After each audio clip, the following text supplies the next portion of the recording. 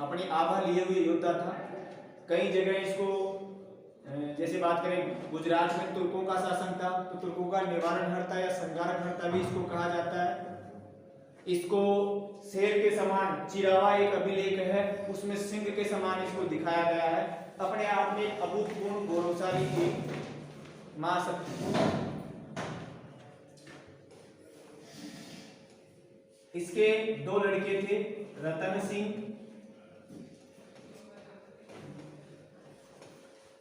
और एक था कुंभकर्ण सिंह।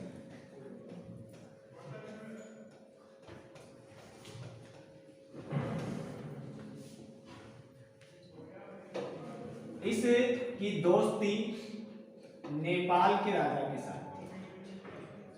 काफी लोगों को तो रटा हुआ मामला ही। नेपाल का राजा निसंतान था। इसने कहा कि महाराज मेरे तो कोई पुत्र है ही नहीं, तो वैसे नहीं तो क्या करें? तो आप ऐसे कीजिएगा, मेरे मरने के बाद में मेरा जो राजवंश है वो तो नष्ट हो जाएगा मेरे साथ ही। मेरी राजगद्दी पे बैठने वाला भी तो कोई हो, तो बताइए क्या करें? आपके महाराज दो बच्चे, दोनों को एक साथ गद्दी में तो बैठाओगे नहीं, तो ऐसे कीजिएगा एक बच्चे को मुझे दे दीजिएगा। समर सिंह भी खुश हो गया क्योंकि दो बच्चे आईएएस बनेंगे। तो राजी राजी इसने सहस्त्र स्वीकार कर लिया और कुंभकर्ण को नेपाल भेज दिया। नेपाल इसको गोद दे दिए साहब, हमेशा छोटे बेटे को गोद दिया जाता है। तो इसको भी खुशी थी कि मेरा एक बेटा नेपाल का शासक, मेरा एक बेटा मेवाड़ का शासक। नेपाल के राजा को भी खुशी थी कि मेरा राजवंश चलेगा। अब कुंभकर्ण का इतिहास यहाँ पे समाप्त हो गया। नेपाल वाले पढ़ेंगे, हमारे से तो इतना ही चला गया। अब बच्चा साहब ये हमारे पास। अब समर सिंह का पुत्र है, राजा का पुत्र है, तो राजकुमार। ऐसा कोई विशिष्ट इसके पास कोई काम है नहीं, शिकार विकार खेलना और मौज मस्ती करना। तो रतन सिंह खूबसूरत भी था। रतन सिंह की शादी भी हो गई विद्यावती से। इतिहास में अलग अलग नाम भी इसके आते हैं। ये भी बड़ी खूबसूरत महिला थी। चलो यहां तक का तो मटेरियल ठीक है साहब। अब अपन चलते हैं जी इस जगह।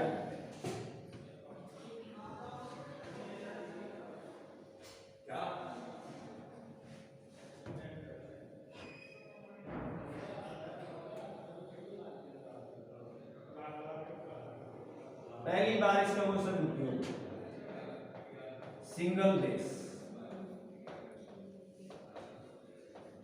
वर्तमान में इसको कहा जाता है श्रीलंका।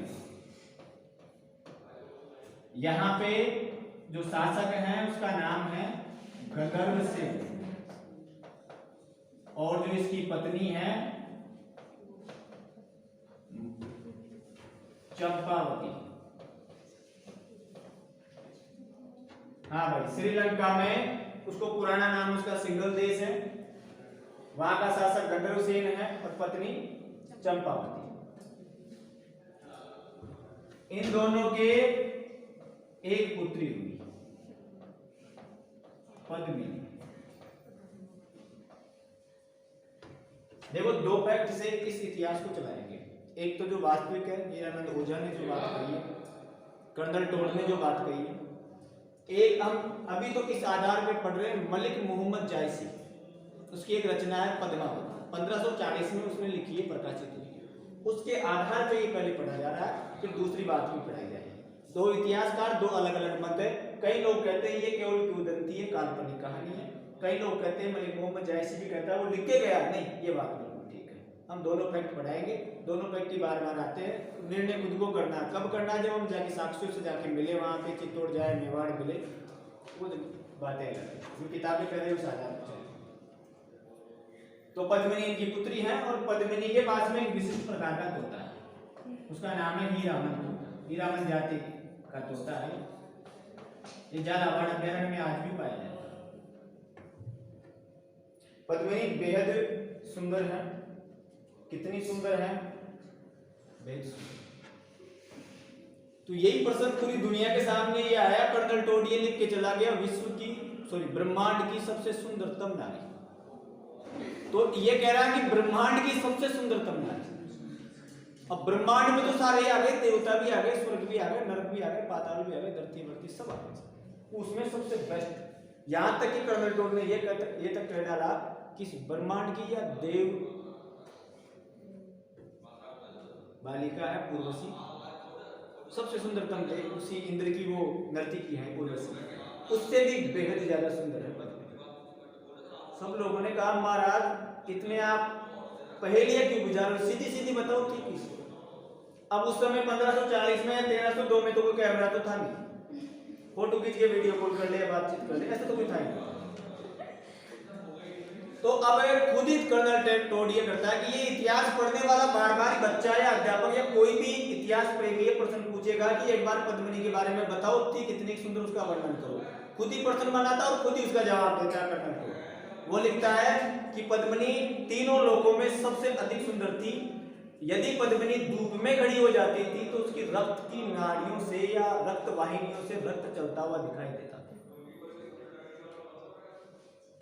अब कब चल सकता है जब वो इतनी पारदर्शी हो, कांच के समान इतनी हो। दूसरा उसने कहा कि जब पद्मिनी पानी पीती थी तो गले से पानी जाता हुआ। अब रतन सिंह, अब ये भी गजब का सुंदर था, नहीं तो रूपवती थोड़ी आती। अब एक बार यहाँ पे हीरामन जाति के तोते को एक शिकारी पकड़ लेता है, बहेलिया बोलते हैं वैसे उनकी भाषा में, बहेलिया। इसी तोते को पकड़ लेता है, तोते को पकड़ के यहां ले आता है और यहां एक ब्राह्मण खरीद लेता है। इस बहेली से तोते को ब्राह्मण खरीद लेता है। अब ब्राह्मण ले आता है रतन सिंह के दरबार में। वो किस प्रकार कहानी की होती, कहां से आ रहा, श्रीलंका से तोता उड़ा, उसको शिकारी पकड़ा, शिकारी से कौन खरीदा, ब्राह्मण, और ब्राह्मण कहां गया, रतन सिंह के पास। जब तक पापा जी जिंदा है रतन सिंह के पास लाया। रतन सिंह सामान्य दरबार में बैठता था राजकुमार की तरह। तो रतन सिंह से कहा कि महाराज एक बोलने वाला तोता लाया हूं। ये तोता बोलता था, तो बोलने वाला लाया तो बोल, पैसे बोल कितना, साहब 1 लाख बोल। और रतन सिंह तोते को अपने शयन कक्ष में लगा दिया, बेडरूम बोल सकते हैं आज के हिसाब से, पिंजरे को वहां पे टांग दिया शयन कक्ष। अब इसकी पत्नी विद्यावती पूरे 16 श्रृंगार करके, 17, 18, 19, 20 जितने भी श्रृंगार होते हैं वो पूरे श्रृंगार करके आईने के सामने बैठी हुई, बहुत सुंदर थी। उसने किससे पूछ लिया, तोते से पूछ लिया, क्यों बोलने वाला समझदार तोता था। बता भाई रामन मैं कैसी लग रही हूं। हीरामन ने बड़ा गजब जवाब दे डाला, पूरा इतिहास बदल गया। महारानी बेशक आप सुंदर हो, बेहद सुंदर, लेकिन जिस सरोवर में कभी हंस न आए हो वहां लोग बबूलों को हंस समझ बैठते हैं। बहुत साहित्य की बात है, समझने वाले समझेंगे। हंस का मतलब पक्षियों में सबसे सुंदर पक्षीराज। उसकी सुंदरता देखकर ऐसे ही मन में अलग ही प्रकृति प्रेम जाहिर होता है। सफेद होता है, देखा हंस, आधे तो बगुले ही देखते हैं, उनको भी हंसी समझते हैं। और बगुला आमतौर पे मिल जाता है यहाँ, वो भी सफेद होता है लेकिन वो भी सुंदर होता है। हम उसको सुंदर देखकर ही खुश हो जाते हैं, तो हंस को देख के तो क्या हो जाए। तो इसने कहा गलत जवाब दिया कि जिस सरोवर में कभी हंस न आए हो वहां बगुले रहते हो, उन बगुलों को लोग क्या समझ बैठते हैं, हंस समझते हैं। अर्थात महारानी बेशक सुंदर हो आप, लेकिन मेरी महारानी से सुंदर नहीं। विद्यावती को थोड़ा अटपटा सा लगा, तुरंत रतन सिंह को बुलाया, महाराज ये तोता क्या कह रहा। हाँ भाई बता क्या कह रहा, कि महाराज ये मेरे से ऐसे पूछी भाई मैं कैसी लग रही हूँ। मैंने कहा महाराज बहुत सुंदर लग रही हो, ब्यूटीफुल लग रही हो, लेकिन जिस सरोवर में कभी हंस न आए हो वहां बगुलों को सुंदर समझ बैठते हैं लोग। तो भाई तेरा व्याख्यान क्या, समझा के बता, पूरी बात डिटेल से बता। महाराज विद्यावती बेशक सुंदर है लेकिन मेरी महारानी से सुंदर नहीं। विद्यावती जैसी मेरी महारानी के दासियां होती है।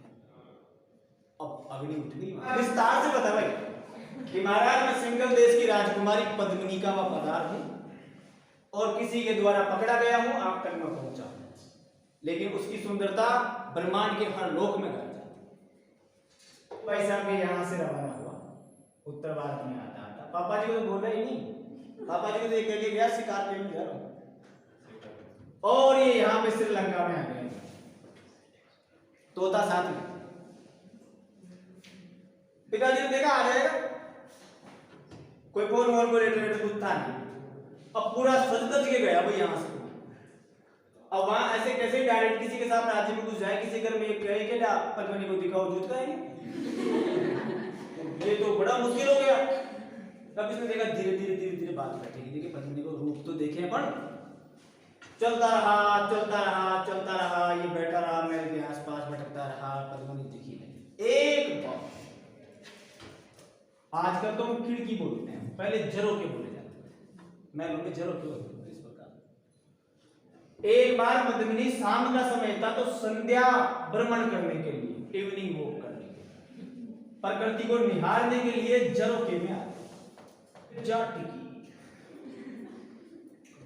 पहली बार जब पद्मिनी को देखा तो रतन सिंह के, जिसे अपन कहते हैं ना कि पूरी हृदय गति रुक जाना, स्तब्ध हो जाना शरीर, ये बिल्कुल स्तब्ध हो गया उसकी सुंदरता को देखकर। ऐसी कोई होता है?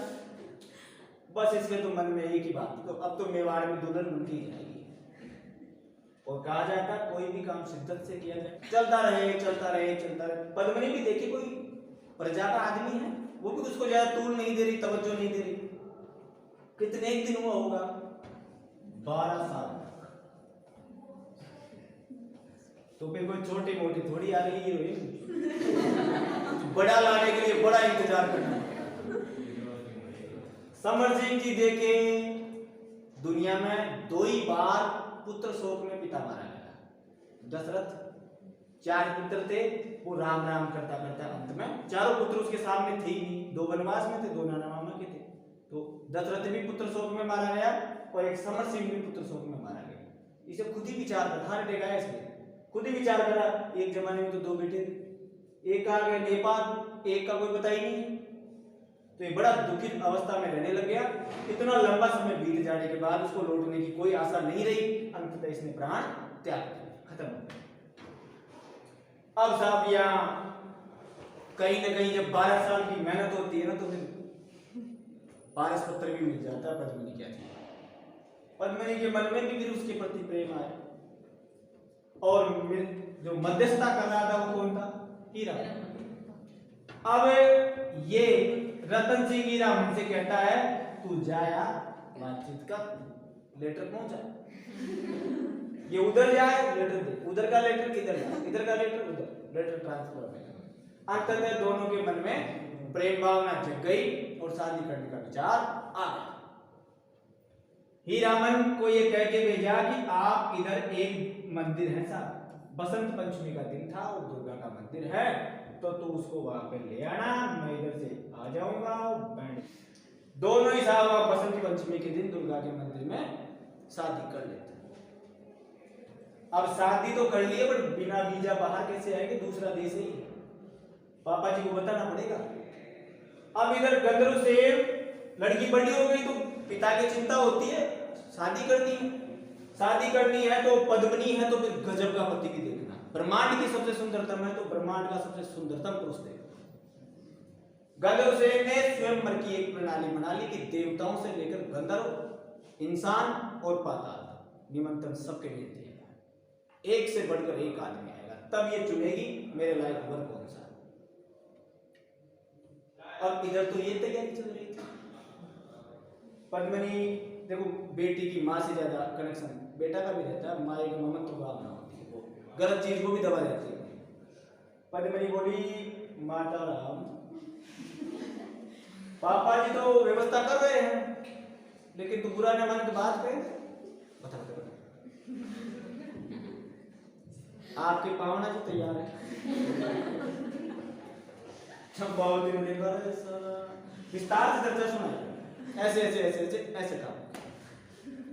अब चंपावती तो फिर भी मान गई, लोगों बेटी का मन है रखने में दे, लेकिन इसको कैसे बताएं?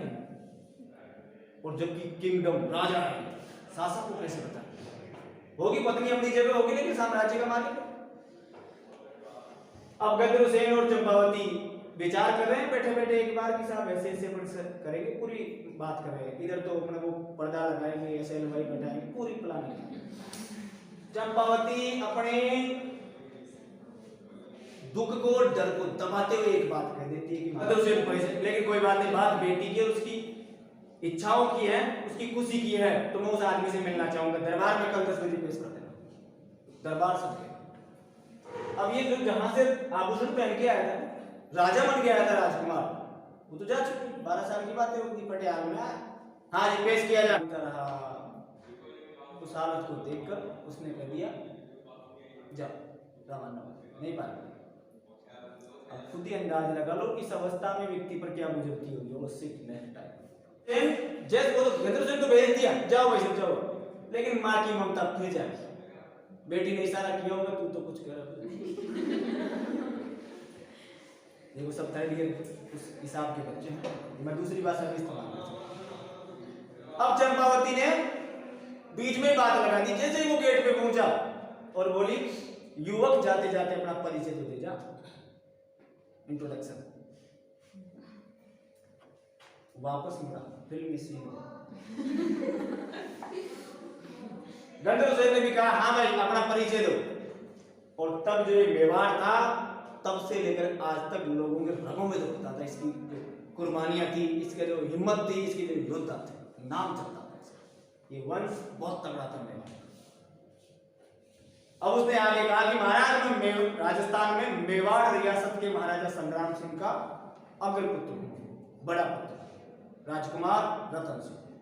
तो फिल्मों में होता है बैकग्राउंड म्यूजिक बजता है,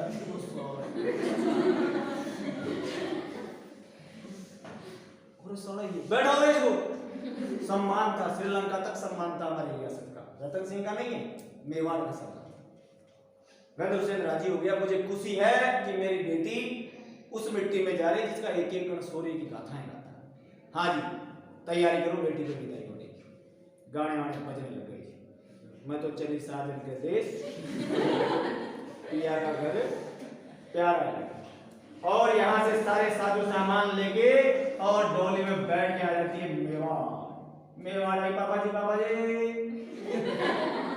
गए जा चुके, और जब ये मेवाड़ में आया तो राजगद्दी बिल्कुल खाली थी। 1301 की बात है। अब दूसरे फेज पे चलते हैं। मेवाड़ रावल रतन सिंह ये शासक बन गए जी, संग पद्मिनी।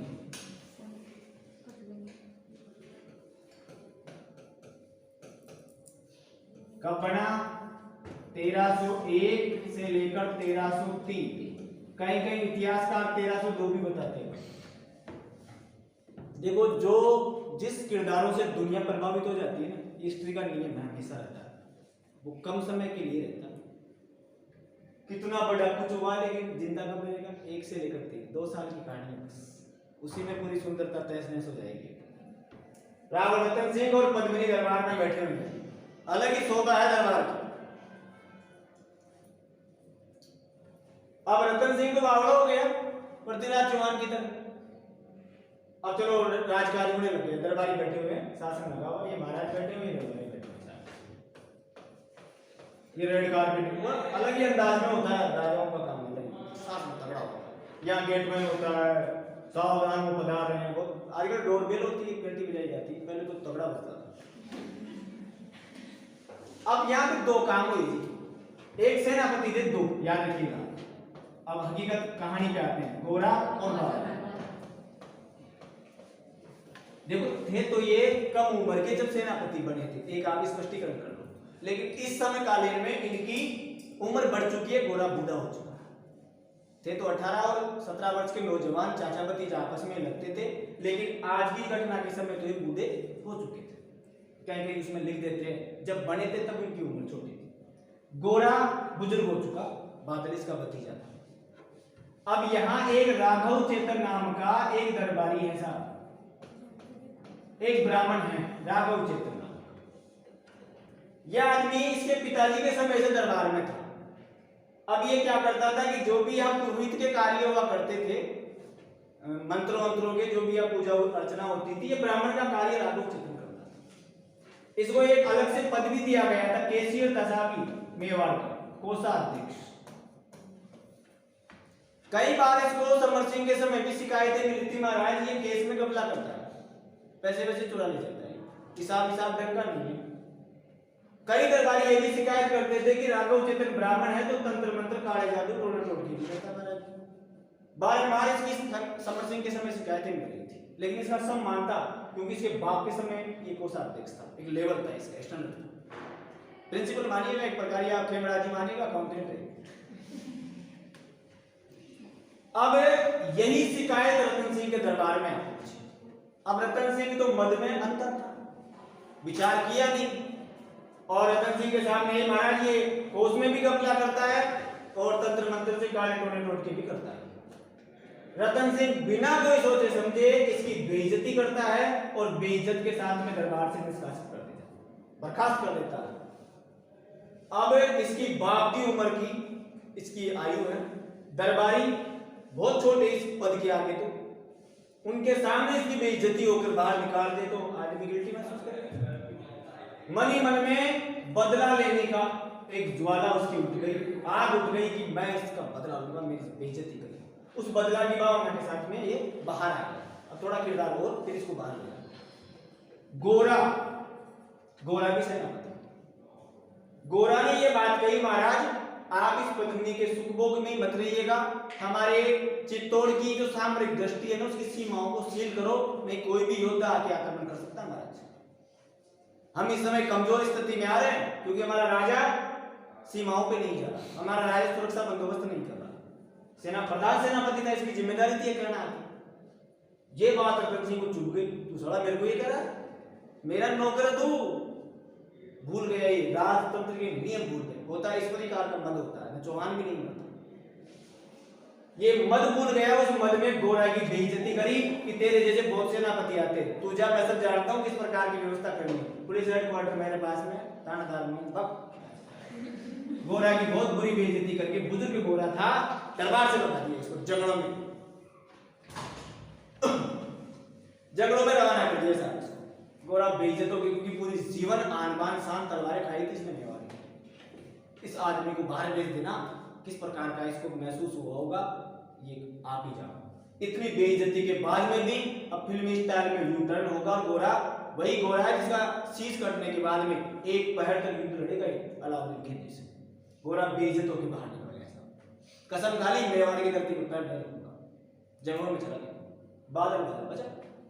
अब इधर ये तो काम चल ही रहा था, अब ऐसा राघव चेतन ने सोचा बदला कैसे लेंगे इससे, एक राजा से कैसी टक्कर। हम जाके ये कहे साहब गहलोत साहब को बोले ना बाहर निकल गए, थोड़ा बाहर नहीं को पहले रिजल्ट आ जाएगा अपने को, तो एक सत्ता से टक्कर देना मुश्किल है एक आम आदमी के लिए, उसके लिए उसको योजना बनानी पड़ेगी। इसने वही योजना बनाई, दिल्ली दरबार किसका, अलाउद्दीन खिलजी का। ये भाई साहब अपने चाचा जलालुद्दीन खिलजी का मर्डर करके शासक बना। मुस्लिमों में ऐसा ही कुछ होता है, हिंदुओं में भी इस प्रकार की घटनाएं मिल जाती है, मैं किसी तरह विशेष पे टिप्पणी नहीं करता। खिलजी साहब वहां दरबार में बैठे हैं और खिलजी की पत्नी का नाम है चिमना। एक जरा सा अपलेस बैग में जाना हमारे को, एक जरा सी चीज समझनी भाई। हाँ जी, ये मैं मोटे मोटे अंदाज में बता रहा हूँ। अलाउद्दीन खिलजी, चिमना, एक उल्गू खा,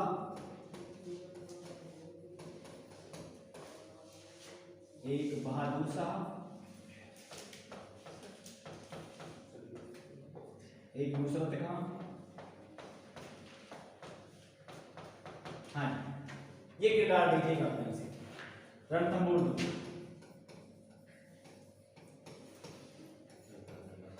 रणथंभौर में कौन है, चौहान वंश, जालोर, अजमेर, रणथंभौर ये चौहानों की शाखा है। यहाँ का शासक है हमीर देव चौहान।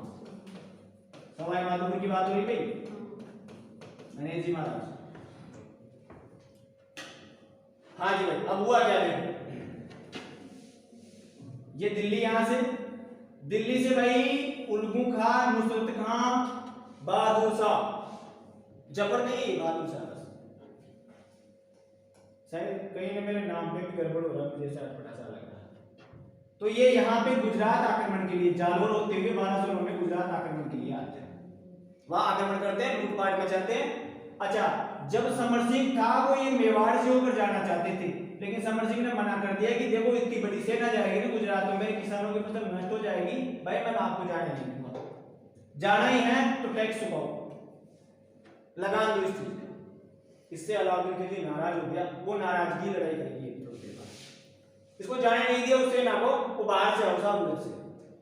अब यहाँ पे एक प्रेम प्रसंग पहले से चल रहा था, ये भाई साहब चाहता था चिमना भी उस रियासत की सबसे सुंदरतम बेगम थी, खिलजी ने भी इससे शादी कर ली, अब राजा से कौन मना करे। बहादुर शाह अब चिमना का प्रेम तो चल रहा, सच्चा प्रेमी थी बिल्कुल।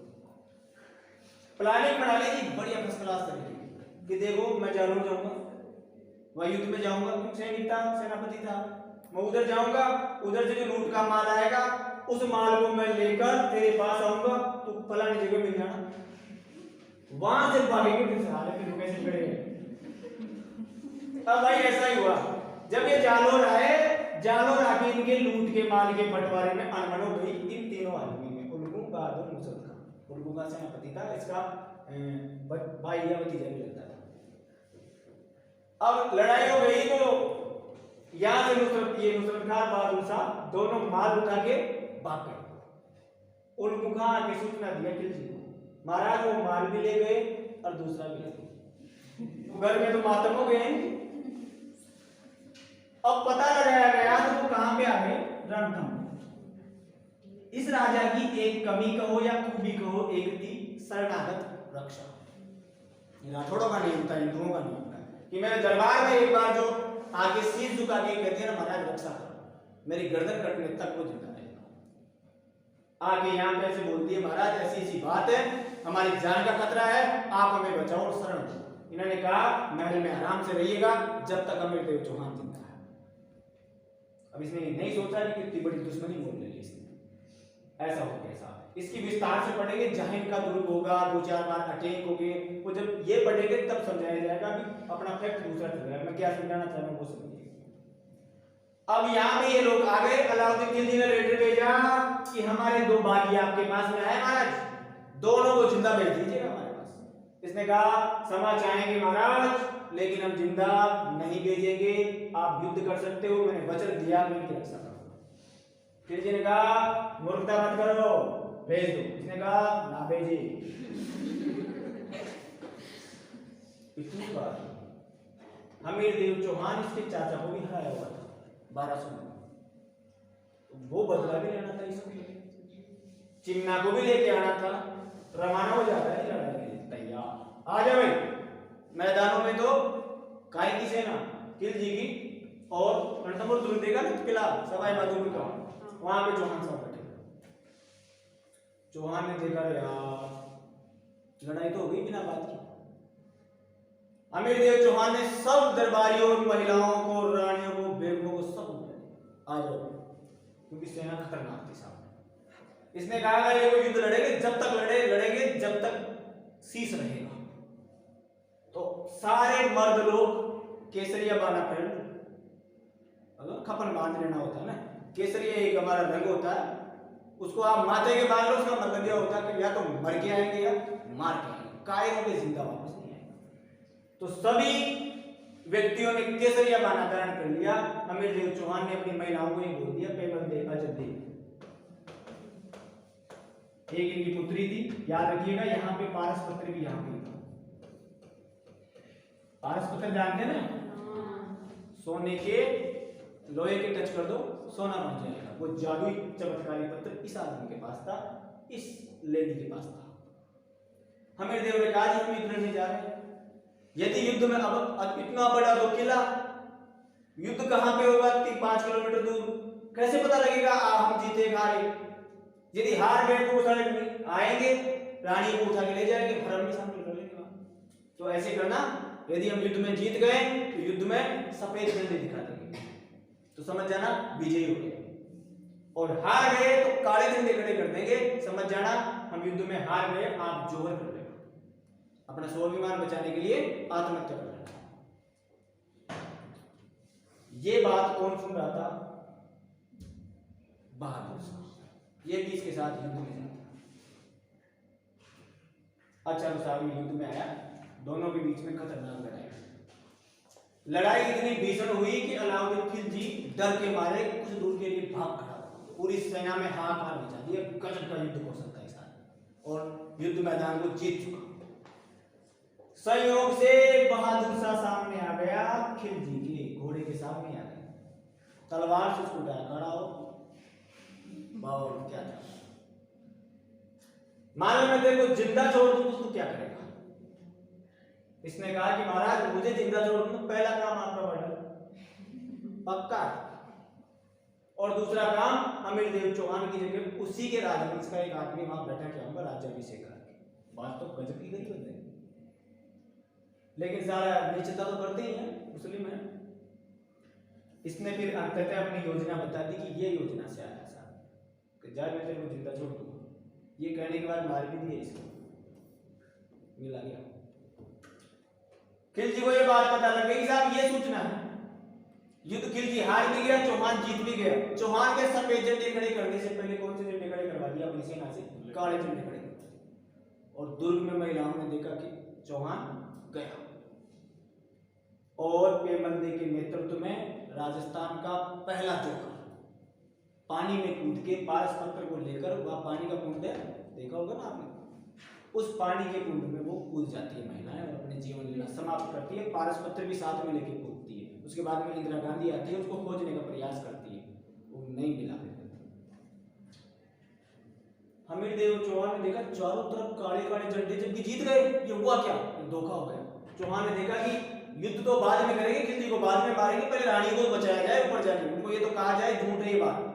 अब इसको कोई रास्ता दिखा नहीं, और एक 60 डिग्री पर एक पहाड़ी थी, उस पहाड़ी पे घोड़े पे नीचे वो लगी रहती है लोहे की मुताबिक, घोड़ा भी तगड़ा था इसका, सीधा घोड़ा उस पहाड़ी में चढ़ा, और इतनी गजब की टापे की फटकार हुई वहां पे कि आज भी लोग टापों के निशान वहां पे उस पहाड़ी पे, सीधा उस 60 डिग्री की पहाड़ी पे घोड़ा चढ़ गया।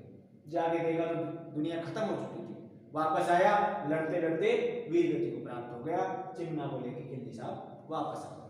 अच्छा, यहां तक की कहानी पहले हो चुकी थी। दिल्ली सल्तनत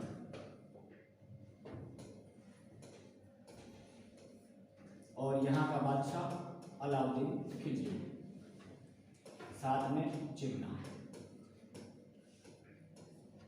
मेवाड़ और रतन सिंह, साथ में पद्मिनी।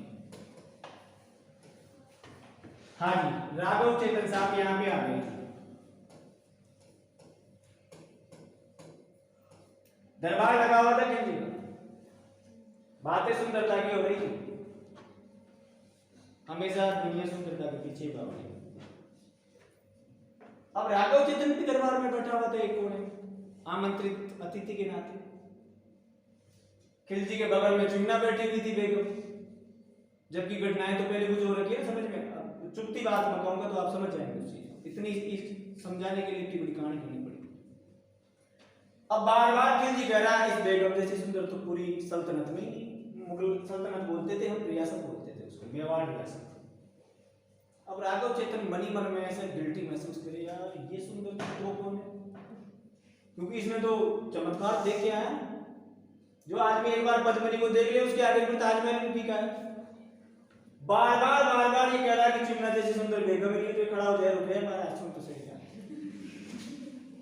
बता महाराज, बेशक चिमना सुंदर है, बिल्कुल सुंदर है, लेकिन मेरी महारानी से सुंदर नहीं। वही तोते की बात, कौन है तेरी महारानी, कैसी है? महाराज इतना समझ लीजिएगा, चिमना जैसी उसके दासियां लगती है। अब ऐसे ऐसे मेवाड़ राजा रतन सिंह की रानी है पद्मिनी,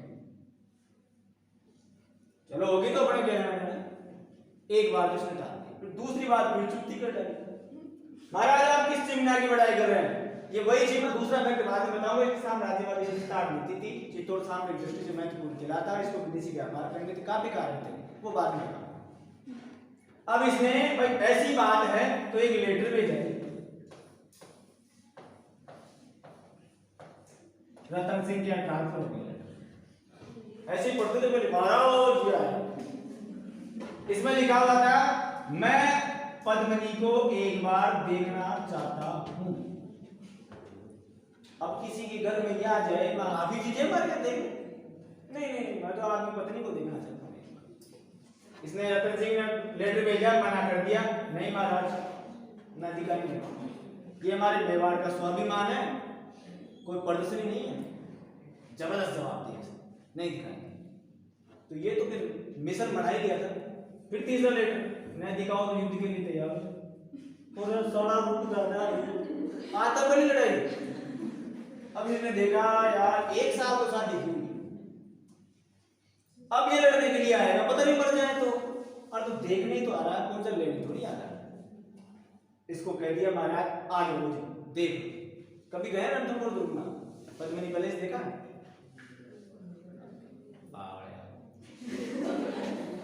जाना कभी वहां पे, जो मैं अब स्थिति बता रहा हूँ सेम टू सेम आज भी ऐसी कैसी स्थिति है।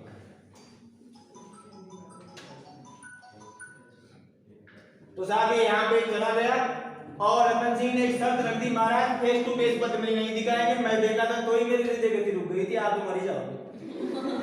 तो हम आपको जल प्रतिबिंब दिखाएंगे, पानी में छाया दिखाएंगे, कैमरे में नहीं थे उस समय। अरे तो कोई दिखाई नहीं दिखा दिया, इसका तो मिशन ये लगता है।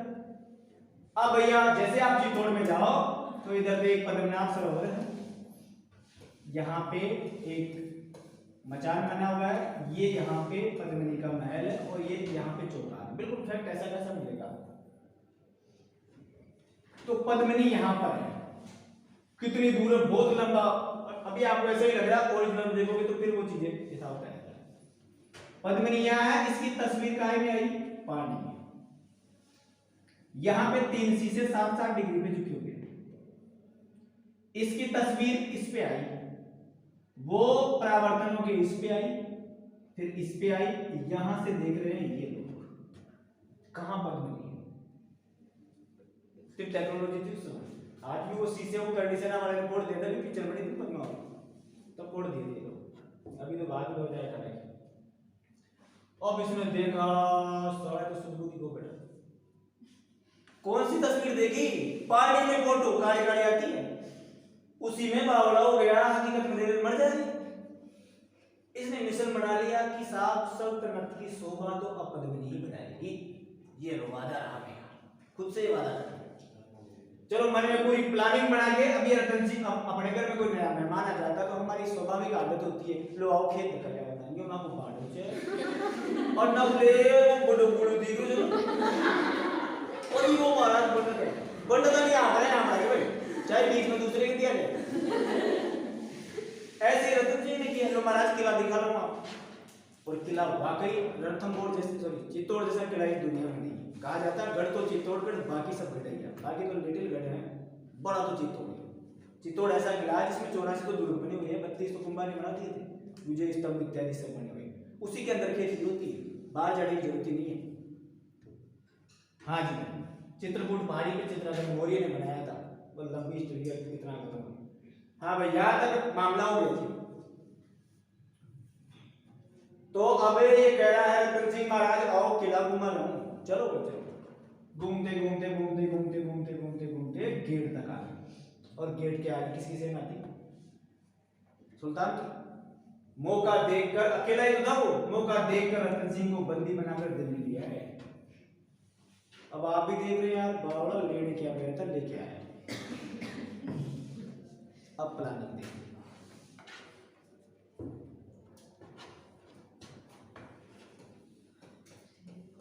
देखिए, जी मेवाड़ खाली चुनाव में, मेवाड़ में केवल पद्मिनी है। अब आप ये इतिहास का सबसे बड़ा टर्निंग पॉइंट है, इससे मैं थोड़ा बहुत इतिहास जानता हूं, लेकिन ये बहुत प्रभावी करने वाली मेरे लिए भी घटना। अब साहब यहाँ रतन सिंह कैद हो गई थी,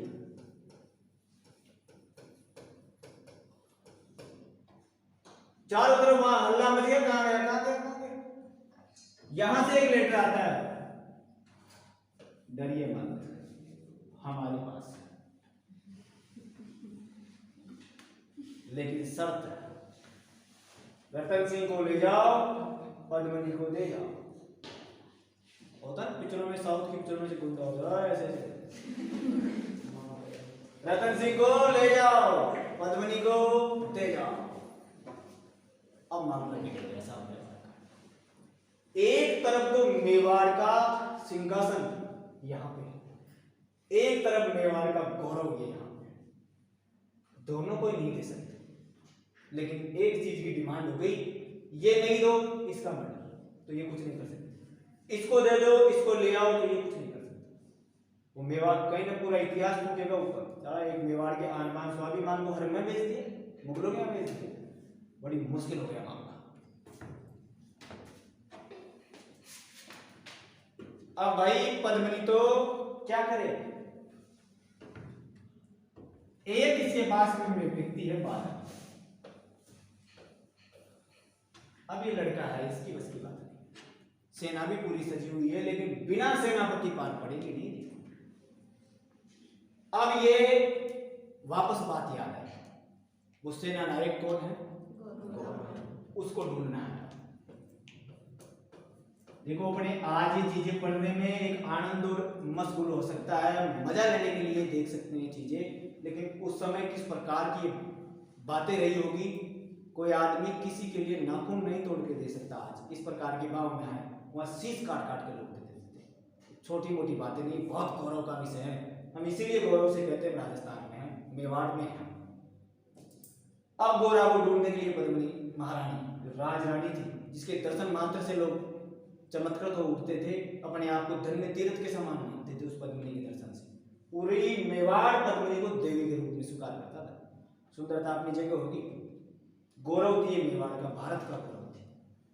अब पद्मिनी खुद घोड़े में सवार होती है और गोरा को ढूंढने के लिए निकल पड़ती है।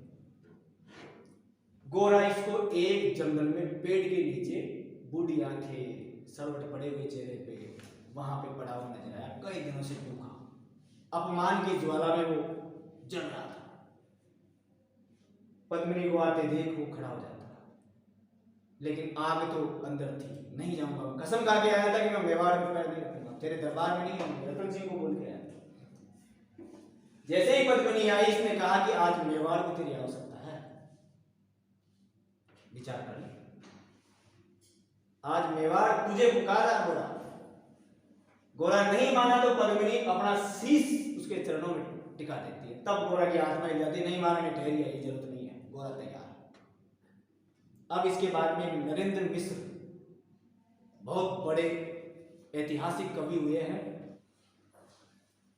दोहराता हूं सुनो रथ की लिखी हुई कुर्बानी, जिसके कारण मिट्टी भी संदन है राजस्थान में। रावण रतन सिंह को छल से कैद किया, खिलजी ने कालजयी मित्रों से मिलकर दगा किया। खिलजी का चित्तौड़ दुर्ग में एक संदेशा आया, जिसको सुनकर शांति शौर्य पर फिर हथियाना छाया। संदेश कौन सा था? पद्मिनी को ले जाओ, उसको ले जाओ। 10 दिन के भीतर में पद्मिनी का डोला यदि आया, यदि ना रूप की रानी को तुमने दिल्ली पहुंचाया, तो फिर राणा रतन सिंह का शीश कटा पाओगे। शाही शर्त न मानी तो फिर पीछे पछताओगे। ये दारुण संवाद लहर सा दौड़ गया करुणा का संवाद, ये बिजली की तरह क्षितिज से फैल गया अंबर में। बहुत बड़ी शर्त रही थी। महारानी हिल गई, शक्ति का सिंहासन डोला था सतीत्व मजबूत, जुल्म की स्वर में बोला था। महारानी भी अब क्या करे, रुष्ट हुए बैठे थे सेनापति गोरा रणधीर, नाराज थे। जिनसे रण में भय खाती थी खिलजी की शमशीर। शमशीर का अर्थ होता है तलवार। अन्य अनेकों मेवाड़ी योद्धा रण छोड़ गए थे, रतन सिंह की संधि नीति से नाता तोड़ गए थे। उसकी जो राजकारी की जो शैली थी ना, कहीं राघव रतन सिंह भाग गया, वो भाग गया, इससे नाराज थे लोग। लेकिन अब देखो वर्तमान में क्या आवश्यकता पड़ रही है। पर रानी ने प्रथम वीर गोरा को खोज निकाला, वर्मन भटक रहा था मन में तिरस्कार की ज्वाला। गोरा से पद्मिनी ने खिलजी का पैगाम सुनाया, मगर वीरता का अपमानित ज्वार नहीं मिट पाया। उसने बात तो बताई पद्मिनी ने, ये बात हो गई, लेकिन गोरा ने मना कर दिया, नहीं ऐसा, वो लड़ लेगा। मन में वो तिरस्कार की ज्वाला थी। बोला मैं तो बहुत तुच्छ हूं, राजनीति क्या जानूं। उसने समझाया था कि महाराज ऐसे काम करना है। उसने कहा तू जानता क्या भाग यहां से। बोला मैं तो बहुत तुच्छ हूं, राजनीति क्या जानूं, निर्वासित हूं, राजमुकुट की हट कैसे पहचानूं। मैं तो बाहर जंगलों में भेजा गया, मैं कैसे राजमुकुट बचाने जाऊं महारानी। बोला पद्मिनी समय नहीं है वीर क्रोध करने का। पद्मिनी कहती है सेनापति ये गुस्सा करने का समय नहीं है। अगर धरा की आन मिट गई घाव नहीं भरने का, दिल्ली गई पद्मिनी तो पीछे पछताओगे, जीते जी रजपूती कुल को दाग लगा। यदि मैं चली जाऊंगी कोई दिक्कत नहीं, मैं दिल्ली चली गई जिंदगी भर तेरे को भी दुनिया अपमानित करेगी, तेरे हाथ में तलवार होते हुए रानी चली गई। राणा ने जो कहा वो माफ करो सेनानी, ये कहकर गोरा के कदमों पर झुकी पद्मिनी। ये क्या करती हो गोरा पीछे हट बोला और राजपूती गरिमा का फिर दर्द उठा सका। महारानी हो तुम सिसोदिया कुल की जगदम्बा हो, प्राण प्रतिष्ठा एक लिंग की ज्योति अग्निगंगा हो। जब तक गोरा के कंधों पर तुझे शीश रहेगा, महाकाल से भी राणा का मस्तक नहीं कटेगा। तुम निश्चिंत रहो महलों में देखो समर भवानी, और खिलजी देखिएगा केसरिया तलवारों का पानी। राणा के सकुशल आने तक गोरा नहीं मरेगा, एक पहर तक सर कटने पर भी दृढ़ युद्ध लड़ेगा। पहले ही घोषणा कर दी उसने, माथा कट जाएगा ना तो भी लड़ूंगा, चिंता मत। एक लिंग की शपथ, एक लिंग उनके कुल देवता है, एक लिंग की शपथ महाराणा वापस आएंगे, वचन देके आया था जनरल। एक लिंग की शपथ महाराणा वापस आएंगे, महाप्रलय के घोर प्रबंधन भी रोक न पाएंगे। शब्द शब्द मेवाड़ी सेनापति काता तूफानी, संकट के डमरू में जैसे जाएगी वीर भवानी। जिसके कारण मिट्टी भी चंदन है राजस्थानी, दोहराता हूं सुनो रक्त से लिखी हुई कुर्बानी। खिलजी मचलाता पानी में आग लगा देने को, वो भी ताकत दिखाने की कोशिश करी, पर पानी प्यास बैठा था ज्वाला पी लेने को। गोरा का आदेश हुआ सज गए 700 डोले, और बाकुरे बादल से गोरा सेनापति को प्लानिंग बनाई फिर 1600 डोले लगा के। कोई कहानी जानते ना, पहले कविता उतारता हूं। खबर भेज दो खिलजी पर पद्मिनी स्वयं आती है, बता दो उसको खिलजी को पद्मिनी आ रही है, तैयार हो जा। जबकि पद्मिनी जानी नहीं, अन्य 700 सखियां भी वो साथ लिए आती है। महाराज पद्मिनी आ रही है, साथ में 700 उसकी दोस्त सहेलियां दासियां सब आ रही है, मेकअप पूरा टीम आ रही है। स्वयं पद्मिनी ने बादल का कुमकुम तिलक किया था। आज महारानी का एक ही उसूल होता है राजा के तिलक करने का, जब वो युद्ध के लिए जाता है। लेकिन आज महारानी किसके तिलक कर रही है? बादल के छोटे भाई। वही था महलों में तो बहुत जनों से आया, दिल पर पत्थर रखकर बीगी आंखों से विदा किया था, जाओ सेनानियों का, मेवाड़ की रक्षा और मेवाड़ की आनबान तुम्हारे कंधों पर। और 700 सैनिक जो यम से भिड़ सकते थे, मौत भी उनके आगे कुछ नहीं, वो कसम खा ले गए थे, जीना मरना छोटी सी बात। और 700 सैनिक जो यम से भिड़ सकते थे, हर सैनिक सेनापति था, लाखों से लड़ सकते थे। एक एक कर बैठ गए, सज गई डोलियां पल में, मर मिटने की होड़ लगी थी मेवाड़ी दल में। हर डोली में एक वीर था, 4 उठाने वाले। अंदर रानी बैठनी चाहिए, लेकिन था कौन? वीर था, सैनिक था, 4 उठाने वाले, वो भी सैनिक थे, उनके हथियार अंदर थे। पांचों ही संग करके गढ़ की तरह समर मत वाले, युद्ध में लड़ने वाले।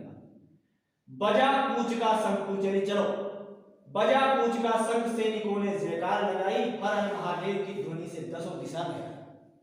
गोरा बादल के अंतस में जगी ज्योत की रेखा, मातृभूमि चित्तौड़ दुर्ग पर फिर बढ़कर देखा। एक बार आंखें फैलाकर जाते हुए वापस देखा, अंतिम बार देखा चित्तौड़ को कि मेरा चित्तौड़ कैसा दिखता है।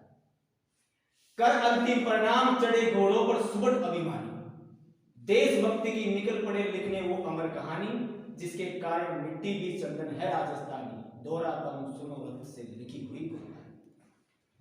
अब पहुंच जाते हैं दिल्ली साहब। जा पहुंची डोलिया एक दिन खिलजी के सरहद में, उधर दूत भी जा पहुंचे खिलजी के संग, खिलजी के रंग में। राजदूत अंदर पहुंचा, बात पहुंच गई। दूत जाके बोल रहा खिलजी को, बोला शहंशाह पद्मिनी मल्लिका बनने आई है। हरम में ऐसी शब्दों का इस्तेमाल होता है। बोला शहंशाह पद्मिनी मल्लिका बनने आई है, रानी अपने साथ हुस्न की कड़ियां भी लाई। ऐसे उसको भ्रमित करना था। वो 700 आदमियों को एंट्री कैसे देगा? भाषा देखो कितनी गजब इस्तेमाल करी। महाराज मल्लिका बनने के लिए आ रही है, और साथ में और भी है। मगर फरियाद उसकी फकत पूरी करवा दो। एक उसकी अर्जी है, वो जल्दी से पूरी करवाओ। राणा रतन सिंह से एक बार मिलवा दो। खुद गोरा बादल सोच रहे थे एक बार वो सामने आ जाए, बाकी का प्लान तो फिर देखेंगे 2 बार।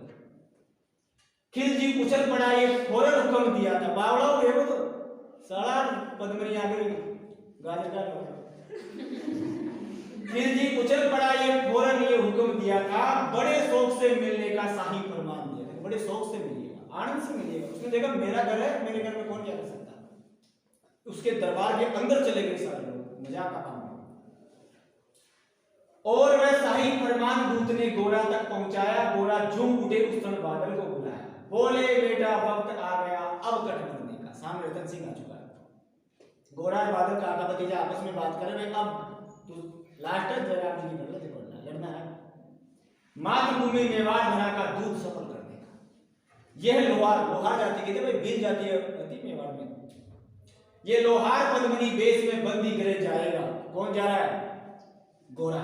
किसके बेस में? पद्मनी के बेस में। ये लोहार पद्मनी बेस में बंदी करे जाएगा, केवल 10 डोलियां लिए गोरा पीछे जाएगा।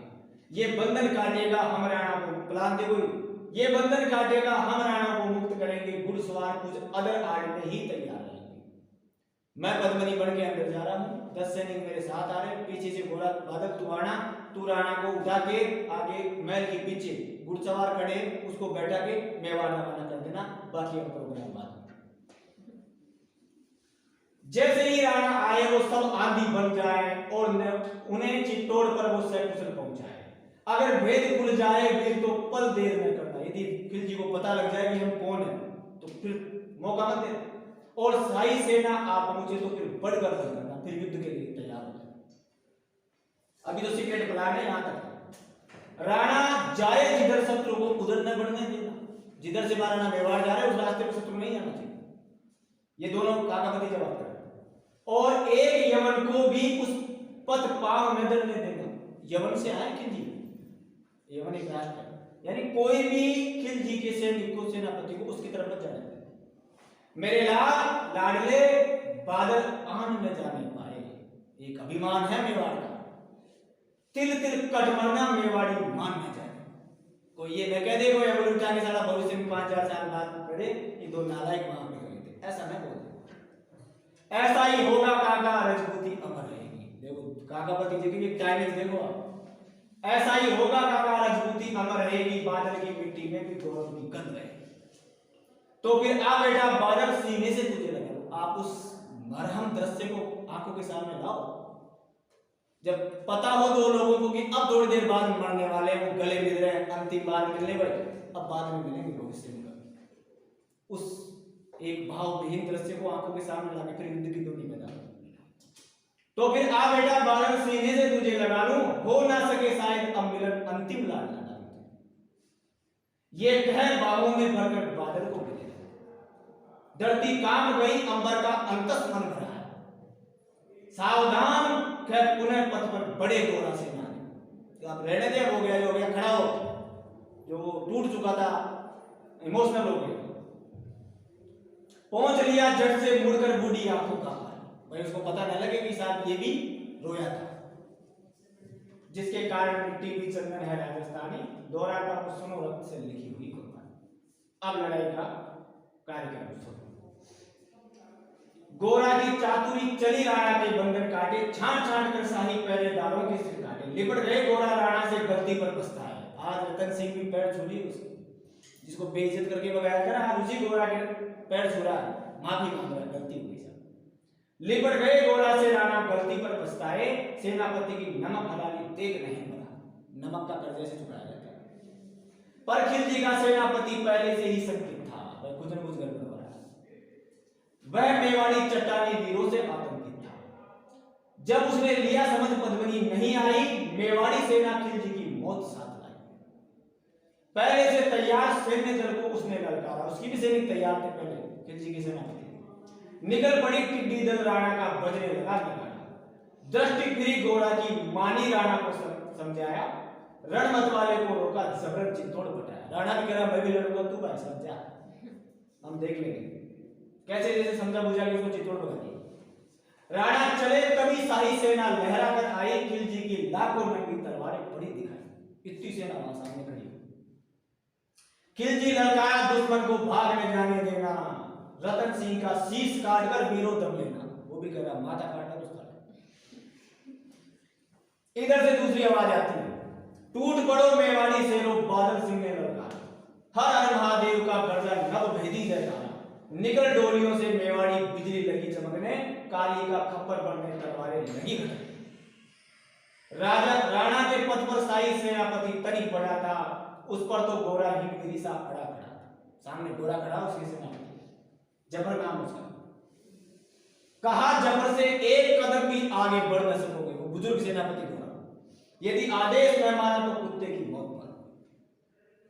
रतन सिंह तो दूर न उसकी छाया तुम्हें मिलेगी, दिल्ली की भीषण सेना की होली अभी चलेगी।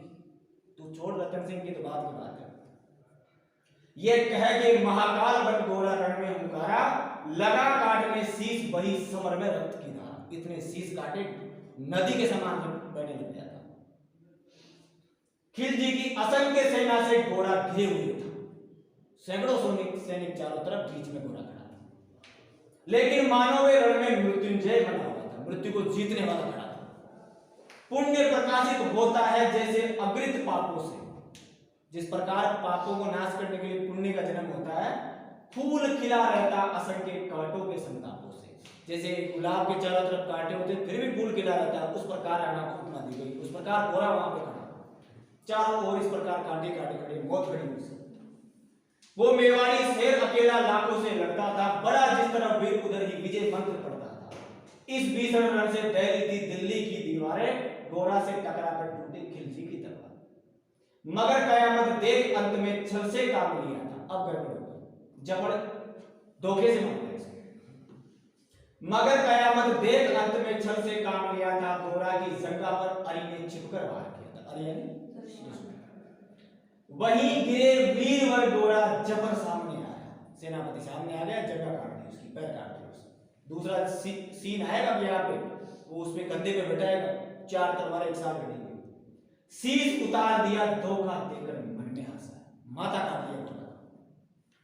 मगर बाहर मेवाड़ी गोरा का गढ़ दौड़ा, किया जबर पर वार जैसे सिर पर गिरा है हथौड़ा। माथा कटने के बाद अब दड़ दड़ा और जबर को मारता। एक बार में ही शाही सेनापति चीर दिया था। आप कल्पना करो, मजा आ रहा होगा, साला काट दिया होगा, लेकिन कैसे काटा? खुद का शीश कट गया, खुद का पैर कट गया, एक पैर भी वो धड़ धड़ लड़ रहा है। एक पहर तक 3 घंटे तक लड़ा है, और सामने वाले सेनापति को एक ही बार से काट दिया। साले कैसे काटा होगा? ये तो उस समय अपन देख ले तो 10 दिन नींद नहीं है। साला इतना बेहतर खतरनाक मर्डर, बहुत बुरा होता था। और ये लड़ने वाले भी कोई वास्तव में वीर पुरोधा थे, हर किसी के खून में इस प्रकार की मातृभूमि नहीं है। एक बार में ही शाही सेनापति को चीर दिया था। जबर मोहम्मद को केवल दड़ ने निर्जीव किया था, केवल दड़ ने मारा था। जो ही जबर कटा, शाही सेना का साहस गरजा। काका का दड़ देख बादल सिंह महारुद्र सा, वो भी शंकर भगवान बन गया। सारा एक मर गया, मार के जाऊंगा सब। अरे कायरो, अब कौन कह रहा है? बादल। अरे कायरो, नीच बांगड़ो, छल से रण करते हो, किस बूते पर जवान मर्द बनने का दम भरते हो? धोखे से मारते हो सामने। ये कहकर बादल उस क्षण बिजली बनकर टूटा था, मानो धरती पर अंबर से अग्निशिला छूटा। ज्वालामुखी फटा हो जैसे दरिया हो तूफानी, सदिया दोहराएगी बादल के रण की कहानी। अरी का भाला लगा पेट में, बादल की बात होने खत्म हो चुका। अरी का भाला लगा पेट में, आते निकल पड़ी थी, अपने आते ही निकाल दी उसने। जग की बादल पर लाखों तलवारें खींची पड़ी थी, कसकर बांध लिया आंतों को केसरिया पगड़ी से। यहाँ एक कांटा चुभ जाए ना, 3 दिन तक उठेंगे नहीं। शरीर की पूरी आते पेड़ से बाहर निकल जाए, फिर ही मध्य को दुपट्टे से उसको बांध लेना, फिर लड़ाई लेना। कसकर बांध लिया आंतों को केसरिया पगड़ी से। रंचक डिगा नहीं, 1 सेकंड भी डिगा नहीं। रंचक डिगा में वह प्रलंकर सम्मुख मृत्यु खड़ी थी। उसको पता है मौत सामने खड़ी है, मैं भी मरने वाला हूं। आते निकल जाने के बाद क्या बचा? अब बादल तूफान बन गया, शक्ति बनी फौलादी, मानो खप्पर लेकर रण में लड़ती हो आ जाती।